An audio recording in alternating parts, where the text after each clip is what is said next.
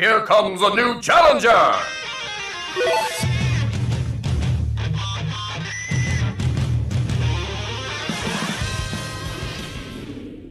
Hello there everyone, and welcome to a unfortunate video, as I'll be basically going against some things I've always stood for when it comes to Smash speculation. That is that any character is likely, and that unfortunately there is a pattern of one thing or particular that is not a confirmed pattern, but something I've just noticed. It's about Lloyd Irving. Normally I would make a video of Lloyd saying not everyone is here, but in this instance I feel like people are getting their hopes up, and I should stress a couple of things before going any further. I do have a connection to Lloyd himself, not the Tales of series, but just the titular character. I played a lot of Flash games involving him, and I always found his design appealing, and just the way he looks is just cool, you know? I mean, what else can I say about that? He wields two swords, and one looks like fire, and one looks like ice, I know what I mean?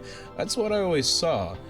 But there was also Soul Calibur Legends, and I played him a lot in that too. And even though it doesn't really tell you a lot about his story, I feel like I've gained enough to kind of guess where his character would go if I were to play Tales of Symphonia. Another thing is that when it comes to Lloyd Irving, this video could very much well be dated.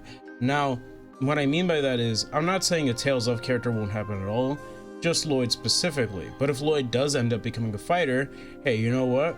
I'll change the video title to saying I was wrong, and there you go. But as it stands right now, this is my opinion on Lloyd Irving. Soon we will be hit with our final two DLC characters. I believe both of them will be revealed at E3, it just makes too much sense. But regardless, my opinions on Lloyd is, well, very much down the drain, as people are very much hopeful for him to show up. But why? No, it's simple. His Mii costume hasn't returned. But I feel like people are getting their hopes high, way too high for that possibility of him becoming a fighter. And, well, I kind of had some very toxic discussions about the character of Lloyd because people believe he's a lock at this point, even though I feel like people said that a lot about other characters. And I said that about a particular character that I'll be referencing in this video. Let's look at all the DLC fighters up until now. Outside of, well, Hero and Sephiroth, every character has brought back at least one or two missing Mii costumes from the previous game. They're all third party, of course. All the first party ones from the last game were in the base game of Ultimate. So let's take a look. With Joker, we had both Tails and Knuckles, both from Sonic. When it came to Banjo, we had two Mega Man costumes. Yeah, they were from two different sub-series of Mega Man, but overall it's still the one Mega Man franchise. Then with Terry, we had Virtual Fighter. With Byleth, more Mega Man. With Min Min, we had Heihachi return. With Steve, Gale made a return from the Tower of Draga. And then we have Pyramithra, which brought back with them the Monster Hunter costumes. So when we take a look at that, the only exceptions are Hero and Sephiroth. But then again, Square Enix in itself has always been an exception, at least since Smash 4. Because when we look at the DLC for that game, while yes, Mewtwo was the first DLC character and therefore the only one to come out around the time he released, every other DLC character came out with another, except Cloud. Cloud was the only character to be released by himself. And not only that, Mewtwo came with a lot of Mii costumes, so did the other DLC characters. But with Cloud, it was only Geno and Chocobo. It was very strange. So when we think of Square Enix as an outlier, and then it makes sense. Hero only released with Dragon Quest costumes, and therefore, well, it was probably some deal with Square that they had to make that they couldn't just put Geno back with that pack, and instead had to save Geno and Chocobo with Sephiroth. It's interesting to think about it that way, but that's how I think Square Enix deals go. After all, they are such an outlier when it comes to DLC and how they are represented in Smash that it's kind of hard to count them as a pattern. But every other character has come back with at least one or two Mii costumes from the previous game with, well, the same franchise. And of course, this would lead anyone to believe, at least for me in my personal opinion, that Lloyd would be next, whether he'd be in the next Wii wave or in the Mii wave after that.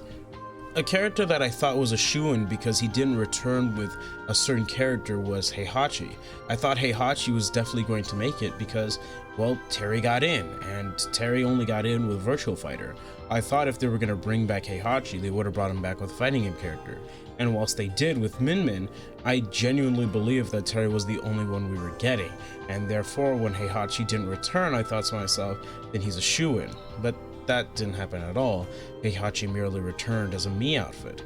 So when I think about it like that, I sooner or later came to a realization that they're pretty much just bringing back all the Mii costumes, just bit by bit.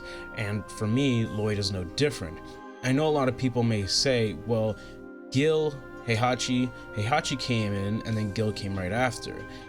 But then we had Sephiroth, and well, as I discussed earlier, Square Enix seems to be an outlier in everything, it seems. So then we had Pyramithra, and while yes, Lloyd should have been the next one, then again, when it comes to Monster Hunter, it was getting a new game, and therefore it was the perfect opportunity to bring back those Mii costumes. Because, well, Monster Hunter Rise is here, Monster Hunter Mii costumes, it would have been a great way to promote for both games. So for me, Lloyd wouldn't have made sense at that time. It would only make sense if you were to consider that they were bringing back the Namco Miis in a certain order of, hey, look, Namco, and then Namco, but then again, it was broken again with Square Enix. So now we're down to our final two. So when I think of Lloyd joining Smash, I would really want it to happen. Honestly, I would. While yes, I think that it's pretty obvious that I want Ryu above anyone else, I won't deny that if Ryu or Lloyd or even both for me would be a definitely beautiful outcome. But I also just can't ignore the fact that when it comes to Mii costumes, at least with the returning ones, it is very strange. This video can end up being wrong, and honestly, I hope it does. I hope it becomes dated, but for right now, it doesn't seem like it will be, at least as my current thoughts are. E3 is soon here, and very soon. And, well, obviously Nintendo's is a bit ways off from actual E3, but still, my point is made. I think that when it comes down to it, we'll see what Nintendo has to show, what Sakurai has to show, and if Lloyd is a character that ends up happening, hey, that's great. And if I'm wrong, I'm wrong. But at the same time, I just can't help but feel people are really overhyping a possibility that, in my opinion, is very unlikely. I've always believed that any character had a chance, that any character has just as much of a chance as any other character. It's purely up to who you believe is likelier than another character. But in this instance, I just don't see how Lloyd could end up being a fighter, considering all that I've said. And yeah, it sucks, don't get me wrong. The fact that Lloyd is quite possibly gonna maybe be a Mii costume is so disheartening because Lloyd fans had to wait so long just for their character to be deconfirmed. I mean, that's just so evil. But it is what it is. I don't know if Sakurai views Mii costumes, assist trophies, or spirits as actual good representation of a character. I really just don't. It sort of just feels like with a Mii costume, just imagine you are, but you aren't really, you know? It just feels lame. In my opinion, I don't know if I ever made this clear, but I always think that, or thought anyways, that Mii costumes and assist trophies were just seemingly good ideas, but at the end of the day, only kind of ruin the character's chances, and not just chances, but a way to represent a franchise to its fullest extent. But I'll make that video for another time. With that all being said, I'd love to hear your guys' opinions down in the comments below. I don't like being down on a character, or just down on just putting someone's opinions down in general, but I wanted to be the realistic guy for once, considering that all the other videos I made have always been sort of optimistic in terms of character representation and franchise representation. With that all being said, if you enjoyed, please leave a like, comment. Like I said, I'd love to hear what you have to say. And with that, I hope to see you in my next video. Please take care of yourselves. Have an amazing rest of your day. Let's get to 1,000 before the end of the year, which I'm super confident in we'll making. And I hope to see you guys in the next video. Take care. Peace.